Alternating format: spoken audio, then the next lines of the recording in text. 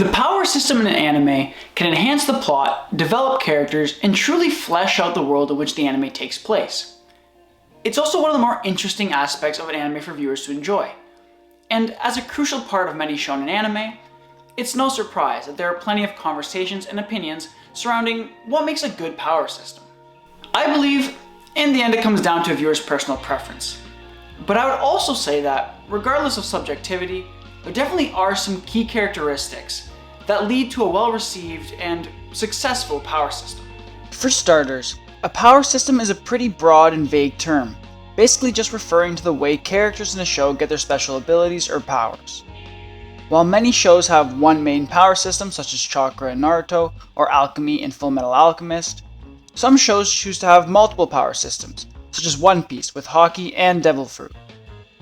Even in the examples I just named, you can already see that these systems will come in various shapes and sizes, but even with different unique elements, they all improve and add to their respective anime.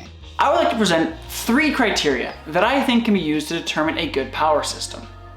Now, I don't think that every good power system will necessarily do well within each of these 3 categories, but I think that the best ones likely will. These 3 categories are adaptability, scalability and balance, and uniqueness. The first category is adaptability.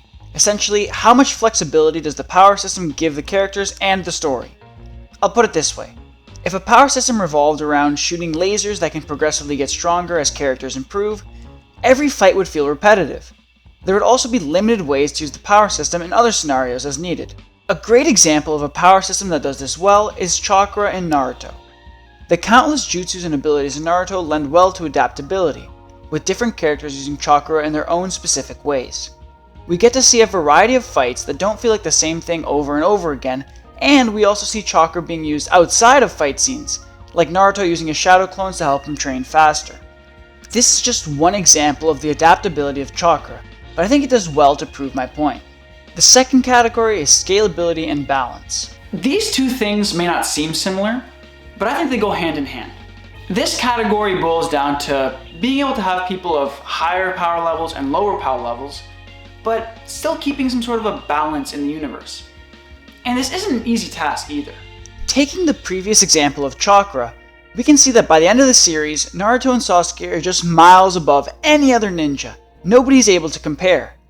And this issue continues into Boruto, where now there needs to be a continual power creep among the enemies they face, or Naruto and Sasuke would simply deal with it easily. The best example for scalability and balance done right, for me, is Alchemy, in Fullmetal Alchemist Brotherhood.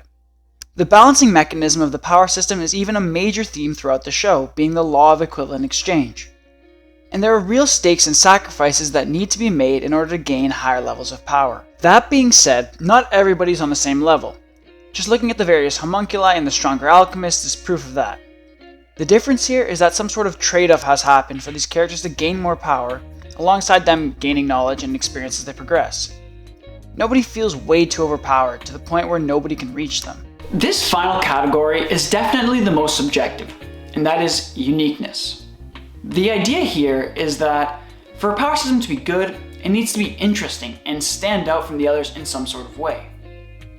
At the end of the day, anime is entertainment, so I want to be entertained.